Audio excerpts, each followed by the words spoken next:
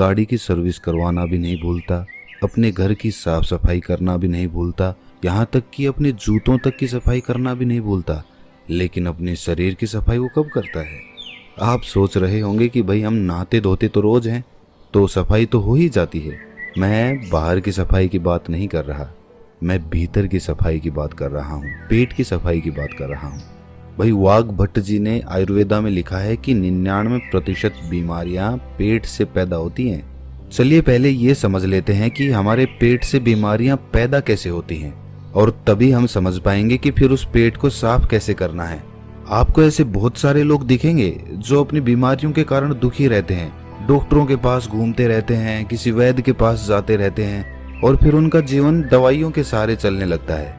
और ये भी हकीकत है कि उन दवाइयों से उन्हें कुछ देर के लिए तो आराम हो जाता है, लेकिन उस बीमारी की जड़ कभी नहीं जाती। और जैसे ही वो दवाई लेना छोड़ते हैं तो दर्द फिर से उनको परेशान करने लग जाता है।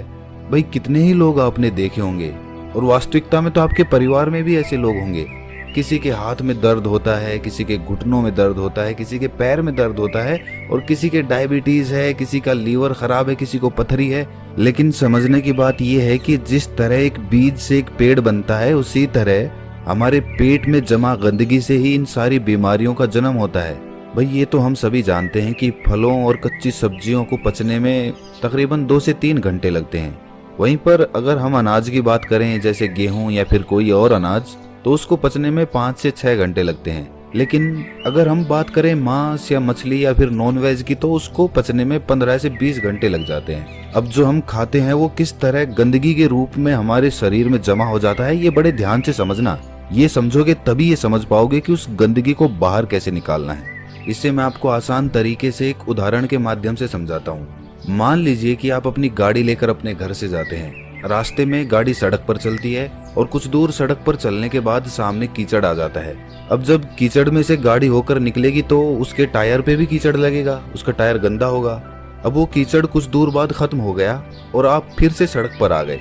अब फिर से जब गाड़ी सड़क पर चलने लगेगी तो हो सकता है उसका कीचड़ हट जाए, लेकिन वो कीचड़ पूरी तरह से साफ नहीं होता, वो ऊपर ऊपर से साफ हो जाएगा। आप किसी चीज से साफ करेंगे तो भी वो ऊपर से ही साफ होगा, क्योंकि टायर पर जब हम देखते हैं तो उसमें लेयर्स बनी होती हैं, उसमें एक स्पेस बना होता है, एक जगह बनी होती है, और उसमें मिट्टी फंसी रहती है, कीचड़ भी उसी में फंसा रहता है। तो ऊपर से साफ करने पर वो ऊपर ऊपर से साफ होता है। उस टायर को पूरी तरह से साफ करने के लिए आपको तेज प्रेशर से उस पर पानी डालना होगा, तब उस बीच वाले स्पेस से वो मिट्टी निकल कर बाहर आएगी।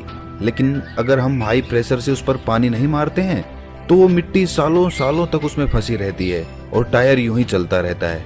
उसी तरह जब हम कोई खाना खाते हैं तो पहले तो वो खाना हमारे मुंह में आता है, मुंह में हम उसे चबाते हैं, फिर वो हमारे पेट में पहुंचता है, जहां पर हमारी इंटेस्टाइन उसमें से रस लेती है, उसमें से जो भी न्यूट्रिशंस होते हैं उन्हें खींच लेती है, और उसके बाद उसे स्मॉल इंटेस्टाइन में भेज देती है, जहां से वो अपने रास्ते से बाहर आ जाता है। लेकिन हर प्रकार के खाने को पचने में अलग अलग समय लगता है, ये तो हमने सीख लिया, अभी पीछे बताया था। तो इससे पहले कि वो खाना पच पाता, हमारे इंटेस्टाइन उसमें से जरूरी न्यूट्रिएंट्स निकाल पाती, उससे पहले ही हम कुछ और खा लेते हैं। अब वो भी तो जाएगा, अब वो खाना जो हमने अभी खाया है वो भी इसी रास्ते से वहीं पर पहुंचेगा। तो अब जो खाना पहले से हमारे पेट में पड़ा हुआ है, जो पूरी तरह से हजम भी नहीं हुआ है, डाइजेस्ट नहीं हुआ है वो अभी, उस पर प्रेशर लगेगा। किसका?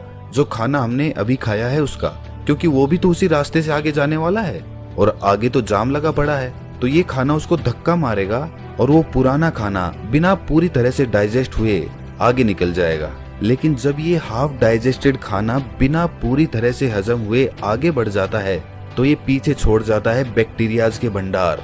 बहुत सारे बैक्टीरियाज होते हैं जो पीछे छूट जाते हैं, और ये बैक्टीरियाज हमारे इंटेस्टाइन से, यानी कि हमारे पेट की, हमारे स्टमक की जो इनर वॉल्स होती हैं उनसे चिपक जाते हैं, चिपट जाते हैं।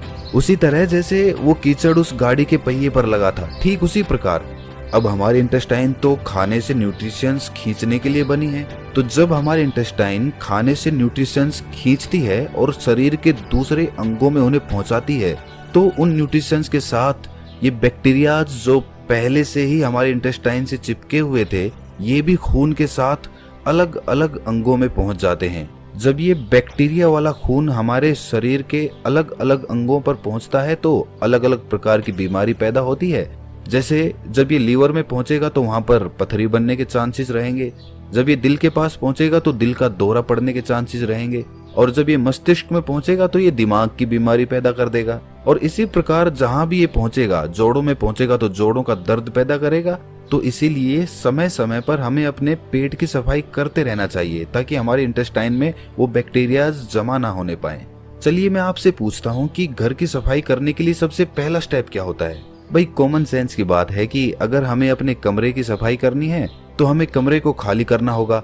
अगर फर्श साफ करनी है तो फर्नीचर को बाहर निकालना पड़ेगा। उसी तरह से हमें भी अपने पेट की सफाई करने के लिए ऐसे ही शुरुआत करनी चाहिए। अगर हम अपनी पूरी बॉडी को डिटॉक्स करना चाहते हैं तो सबसे पहले तो हमें अपने पेट को साफ करना होगा, जहां से सारी बॉडी में बैक्टीरिया सप्लाई हो रहे हैं। तो इसका सबसे अच्छा, सबसे पहला और सबसे आसान तरीका है व्रत करना, फास्टिंग करना चालू करिए।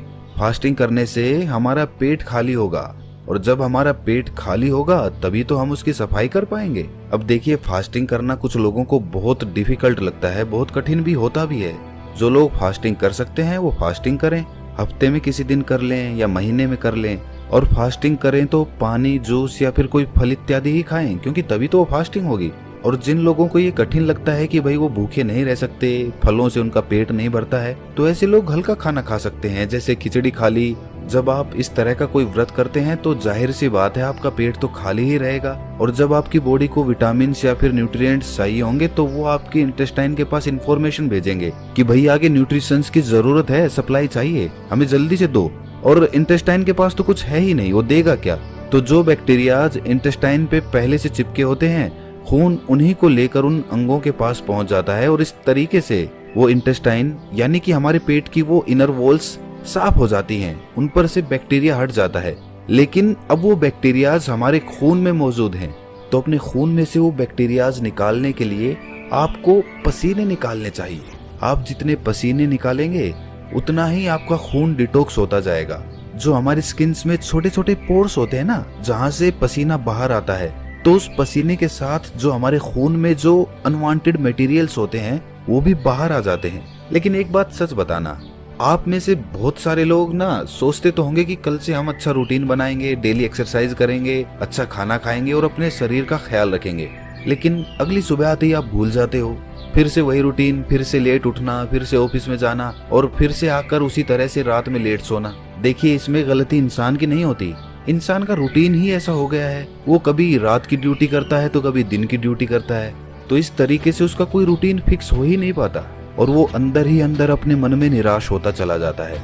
भाई किस तरह से एक्सरसाइज स्टार्ट करोगे? टाइम तो मिलता ही नहीं तुम्हें, कैसे अपना ख्याल रखोगे बताओ मुझे। तो दोस्त, इसके लिए विकल्प होते हैं। अगर तुम ध्यान से सोचोगे, दिमाग लगाओगे तो तुम्हें ऐसे तरीके मिल जाएंगे।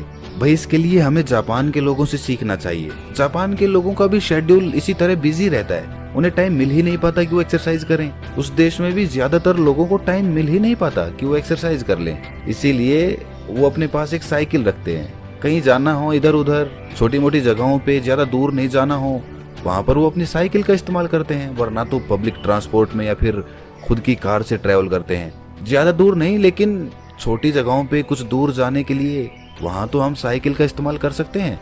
इससे हमारी थाइज में जो पेल्विक मसल्स होती है ना, उन पे बहुत अच्छा काम होता है। साथ में हमारा पसीना भी निकलता है, तो उससे हमारी बॉडी भी डिटॉक्स हो जाती है और इसके साथ ही कोई पोल्यूशन भी नहीं होता, प्रदूषण से भी हम बचे रह जाते हैं। अगर साइकिलिंग करने में इंटरेस्टेड नहीं हो तो फिर डांस कर लो या फिर रनिंग कर लो, जिस तरीके से भी हो, बस अपने शरीर से पसीना निकालो ताकि आपके जो पोर्स है ना स्किन के, वो एकदम क्लियर हो जाए। होता है उनको जल्दी पकाने के लिए या फिर उन पर कोई रोग ना लग जाए, इसलिए उन पर दवाइयों का छिड़काव किया जाता है। और जब हम उन फल और सब्जियों को खाते हैं तो वो पेस्टिसाइड्स हमारे अंदर, हमारी बॉडी में एंटर कर जाते हैं। तो उन पेस्टिसाइड्स की वजह से हमारे अंदर बहुत सारे बैक्टीरियाज पैदा होते हैं, जिनसे बहुत सारी बीमारियां पैदा होती है। और सबसे बड़ी बीमारी जो उससे पैदा होती है वो होती है कॉन्स्टिपेशन की।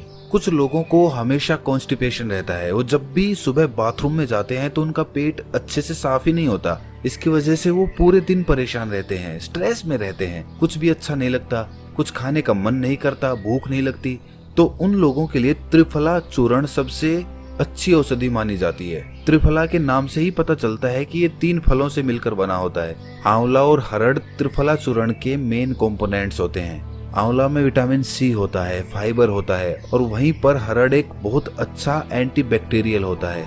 जिस दिन आप सुबह सुबह नींबू पानी नहीं पीने वाले, उस दिन आप त्रिफला चूर्ण का सेवन करें। एक छोटी चम्मच अच्छे से गुनगुने पानी में मिलाकर पी जाओ। उसके बाद देखना क्या कमाल होता है, खाना अच्छे से डाइजेस्ट होगा। सुबह पेट इतने अच्छे से खाली होगा कि पूरा दिन हल्का हल्का महसूस करोगे। और इसे भी रोज लेने की जरूरत नहीं है भाई। एक हफ्ता आपने नींबू का पानी ले लिया, फिर किसी दूसरे हफ्ते आपने त्रिफला चूर्ण का सेवन कर लिया। इस तरह अल्टरनेट तरीके से इनका इस्तेमाल करना है। कहीं पता चले कि आप नींबू पानी भी पी रहे हैं और साथ में त्रिफला चूर्ण का भी सेवन कर रहे हैं, ऐसा मत करना। अच्छा, एक राज की बात बताता हूँ। जो लोग अल्कोहल ज्यादा पीते हैं ना, उसकी वजह से उनकी बॉडी में एसिडिटी बढ़ जाती है। तो ये जो त्रिफला चूर्ण है ये उस अल्कोहल के इफेक्ट को भी बहुत कम कर देता है। अच्छा देखिए, अगर आप पहले से कोई और दवाई ले रहे हैं तो त्रिफला चूर्ण को अवॉइड करना या फिर अपने डॉक्टर से कंसल्ट करके तभी लेना। अच्छा, एक और बहुत अच्छा तरीका होता है बॉडी को डिटॉक्स करने का, और वो है कि खाने से पहले फ्रूट्स या फिर सैलेड खा लो अच्छे से पेट भर के। उससे क्या होता है कि फलों में और सलाद में ना फाइबर होते हैं बहुत अच्छी मात्रा में। जब वो फाइबर हमारी बॉडी में पहुंचते हैं तो वो ल्यूब्रिकेशन पैदा करते हैं, जिस ल्यूब्रिकेशन की वजह से जो हम खाना खाते हैं वो कहीं पर अटकता नहीं है, वो आसानी से नीचे चला जाता है। और खाना कभी भी पूरा पेट भर के मत खाना। खाना हमेशा 80% के लगभग ही खाना चाहिए। 20% जगह पेट में खाली रहनी चाहिए। ये सारे तरीके आपकी बॉडी को पूरी तरह से डिटॉक्स कर देंगे। इनमें से कुछ तरीके थोड़े आसान हैं तो कुछ तरीके थोड़े कठिन हैं। आप अपनी सुविधा के अनुसार कोई भी तरीका अपना सकते हैं, लेकिन ये सारे तरीके बॉडी को डिटॉक्स करने के लिए हैं। माइंड को डिटॉक्स करने के लिए कुछ अलग तरीके होते हैं। अगर इस वीडियो में हम डिस्कस करेंगे तो ये वीडियो बहुत लंबी हो जाएगी, लेकिन आप ये जान लीजिए कि जितना जरूरी बॉडी को डिटॉक्स करना है उससे कहीं ज्यादा जरूरी माइंड को डिटॉक्स करना होता है। क्योंकि हमारे माइंड में ना बहुत सारा स्ट्रेस है, बहुत एंजाइटी है, बहुत सारे डर है, फियर है, ईर्ष्या है, जलन है, द्वेष है, पता नहीं किस किस तरह के इमोशंस हमारे दिमाग के अंदर भरे पड़े हैं, जो कभी खाली ही नहीं होते, जो वहीं पर अटके रह जाते हैं और हमें हमेशा परेशान करते रहते हैं, नई नई बीमारियों को पैदा करते रहते हैं। उससे मानसिक बीमारियां बहुत सारी पैदा होती हैं।